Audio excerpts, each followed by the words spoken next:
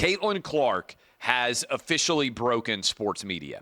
Some of you may have seen last night, she got asked, hey, what do you say to the Caitlyn Clark fans who are racist, who are sexist, who are homophobic? Then Stephen A. Smith went on a 5-minute rant on ESPN today.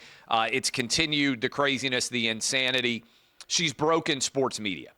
And interestingly, Caitlyn Clark, who to my knowledge has never said anything offensive to anyone publicly on any subject.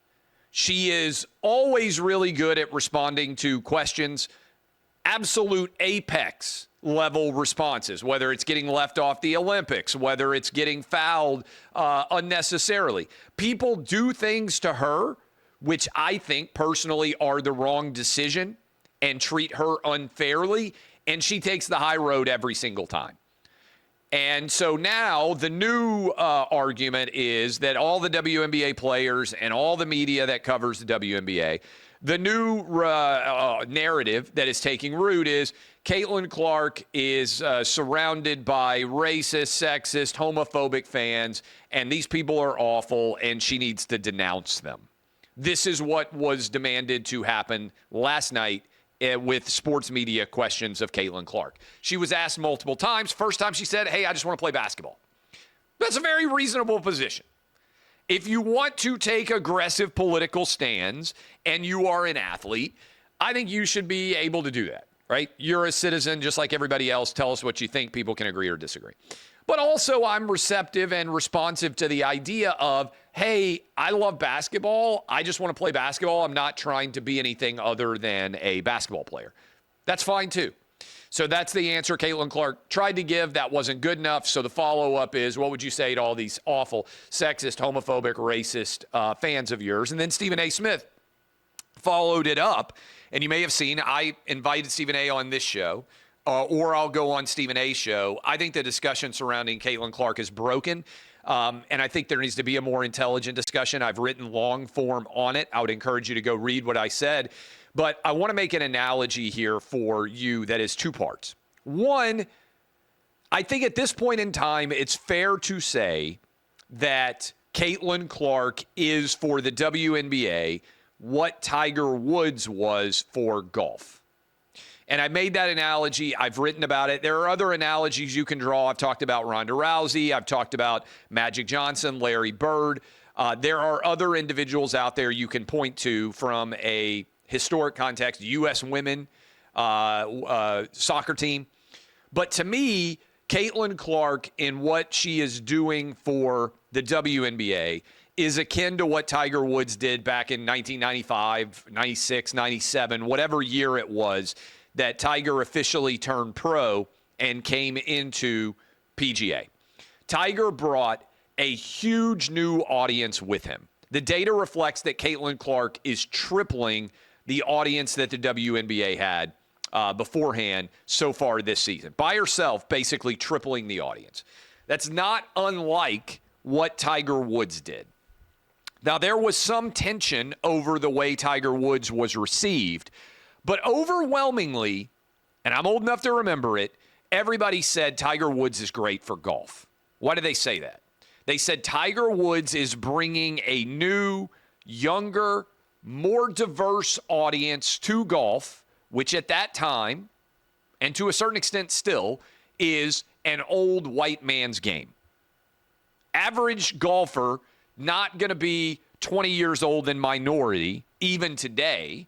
But back when Tiger Woods started playing golf, it was much less common that anybody other than white guys would be playing golf. And if you go out on courses now, it is definitely the case that Tiger Woods brought a younger, more diverse audience to the world of golf. And in so doing, golf itself skyrocketed in popularity, and everyone, white, black, Asian, Hispanic, ended up making way more money than they would have before Tiger Woods was involved.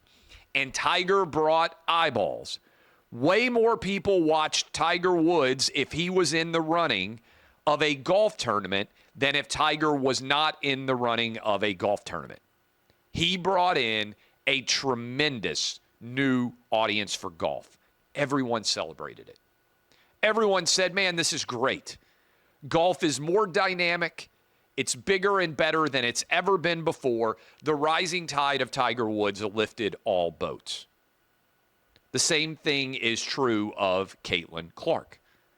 She is doing for the WNBA what they have claimed they have wanted the history of the WNBA. More eyeballs, more money, more attention. Yet, unlike Tiger Woods, who was overwhelmingly welcomed by the media and serenaded by golf fans for his ability to bring in a new audience, Caitlyn Clark is being ripped for it. I don't remember anybody ever ripping Tiger Woods' fans. Caitlyn Clark's fans are being ripped. They're racist. They're sexist. They're MAGA Trump supporters. And that, they're saying, is an awful thing.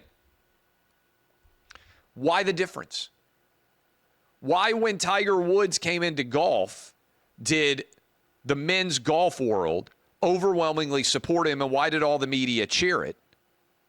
While when Caitlyn Clark comes into the WNBA, almost universally her fans are being attacked, and the idea that she would be in the league and increasing its popularity is being attacked as well. What's different?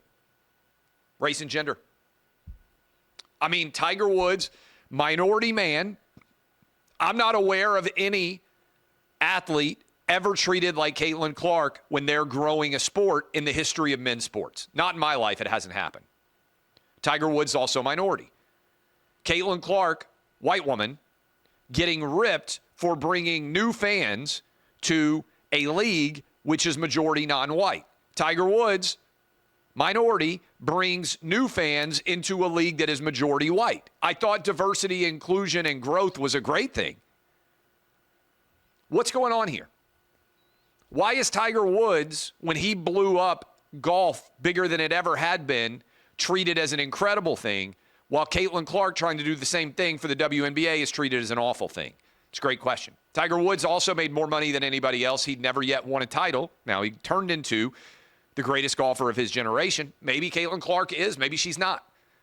Number one overall draft picks sometimes turn into incredible talents, the likes of which all of us watch for a generation. Sometimes they don't pan out.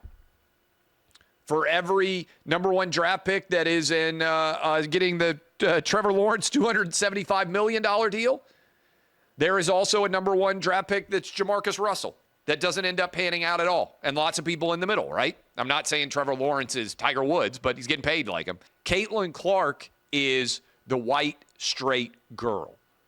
On the Oppression Olympics, Caitlyn Clark is the oppressor. This is what identity politics demands. She is the person who is to blame for larger societal ills. So when Caitlyn Clark comes into the league and all she does is just want to play basketball, and she doesn't do anything offensive, and she doesn't blame anyone, and she doesn't do anything that actually causes any kind of issue at all, well, that upsets the Oppression Olympics and the victimization pyramid. So people have to argue either Caitlyn Clark is racist, sexist, homophobic, awful Trump supporter, which we know none of that. I don't think there's any evidence of any of that for this matter. Or you have to say all of her fans are the same. They have to turn themselves in the WNBA, even though it's a majority black lesbian league, they have to turn themselves into the victim. Their worldview is so broken by identity politics that they can't have an honest conversation, which might entail Caitlyn Clark having done nothing wrong at all and just being the Tiger Woods of the WNBA. Their brains are so polluted by the woke virus and by the Oppression Olympics and the pyramid of victimization that they cannot analyze individual actions. They see Caitlyn Clark as a straight white woman, a proximizer of a colonizer and of an oppressor, and so they have to try to figure out some way to make her the bad guy. And that's what you're seeing happen right now.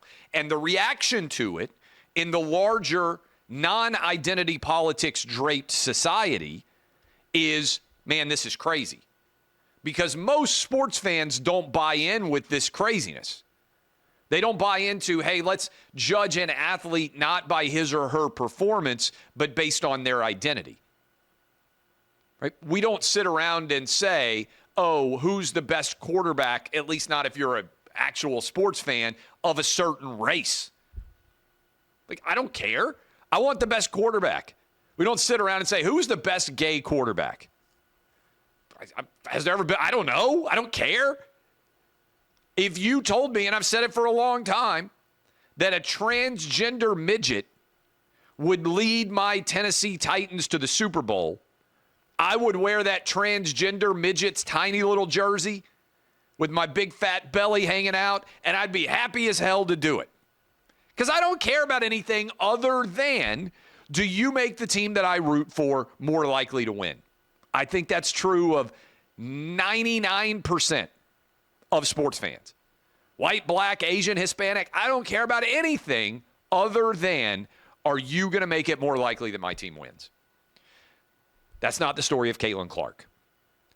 And so what's going on here, I think, is important because it signifies the degree to which identity politics has taken over the world of sports, such that we can't even have an honest conversation about Caitlyn Clark because the identity politics universe has so much of a focus on her race, gender, sexuality, whatever you want to say, that they can't imagine a straight white woman. There's a lot of jealousy, but again, I just want you to think about the difference between Tiger Woods and how he was respected and embraced by everybody when he came into golf compared with how Caitlyn Clark is being treated right now. I think it's significant.